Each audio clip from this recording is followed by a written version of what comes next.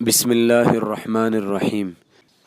Social media پر رائج روایات کی تحقیق سلسلہ نمبر 17۔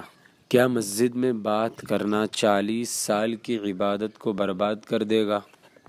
محترم حضرات، ایک روایت لوگوں میں مشہور ہے کہ جو شخص مسجد میں دنیا کی بات کرتا ہے اللہ تعالیٰ اس کے اعمال کو برباد کر دیتے ہیں۔ ایک دوسری روایت میں ہے کہ اللہ تعالیٰ اس کے 40 سال کے اعمال کو برباد کر دیتے ہیں۔ محترم حضرات، یہ روایت موضوع یعنی من گھڑت ہے۔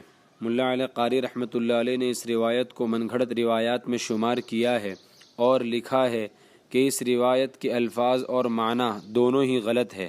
اسی طرح علامہ علونی اور علامہ طاہر پٹنی نے اس روایت کو موضوع یعنی من گھڑت اور بے سند قرار دیا ہے۔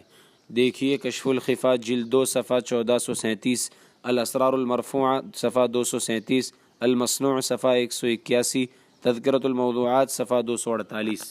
اسی سے ملتی جلتی ایک روایت یہ بیان کی جاتی ہے: الکلام المباح فی المسجد یأکل الحسنات کما تأکل النار الحطب۔ مسجد میں مباح بات کرنا نیکیوں کو اس طرح کھا جاتا ہے جس طرح آگ لکڑی کو کھا جاتی ہے، اور ایک روایت میں ہے جس طرح جانور چارے کو کھا جاتا ہے۔ یہ حدیث بھی موضوع یعنی من گھڑت ہے۔ اس روایت کو صاحب احیاء علوم الدین نے احیاء میں اور علامہ زمخشری نے کشاف میں ذکر کیا ہے، اور بعض دوسری کتابوں میں بھی حدیث کی حیثیت سے مذکور ہے، لیکن صحیح بات یہ ہے کہ یہ حدیث نہیں ہے، اس کی نسبت نبی اکرم صلی اللہ علیہ وسلم کی طرف صحیح نہیں ہے۔ محدثین کرام نے صراحت کے ساتھ اس حدیث کو من گھڑت قرار دیا ہے۔ علامہ ابن الجوزی، ملا علی قاری، علامہ فیروز آبادی، علامہ شوکانی اور علامہ طاہر پٹنی رحمہم اللہ تعالی نے اس کو من گھڑت قرار دیا ہے۔ علامہ عراقی تخریج احادیث احیاء جلد 1 صفحہ 410 میں لکھتے ہیں کہ لم اقف لہ علی اصل، مجھے اس روایت کی کوئی اصل نہیں مل سکی۔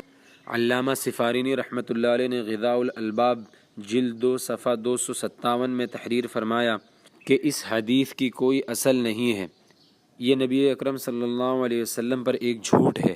المصنوع کے حاشیے میں شیخ عبد الفتاح ابو غدہ فرماتے ہیں کہ علامہ ابن عابدین شامی رحمۃ اللہ علیہ نے رد المحتار میں تحقیق فرمائی ہے کہ مسجد میں مباح کلام کی اجازت ہے، کیونکہ اصحاب صفہ مسجد ہی میں رہتے تھے اور یقیناً وہ باتیں کرتے تھے۔